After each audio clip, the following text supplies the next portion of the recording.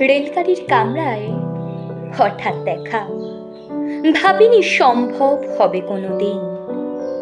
আগে ওকে বার বার দেখেছি লাল রঙের শাড়িতে, ডালিম ফুলের মতো রাঙা।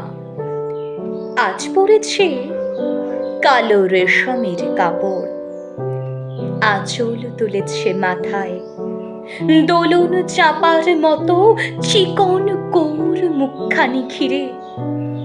মনে হলো কালো রঙে একটা গভীর দূরত্ব ঘনিয়ে নিয়েছে নিজের চারদিকে, যে দূরত্ব সর্ষে ক্ষেতের শেষ সীমানায়, শালবনির নীলাঞ্জনে। থমকে গেল আমার সমস্ত মনটা, চেনা লোককে দেখলে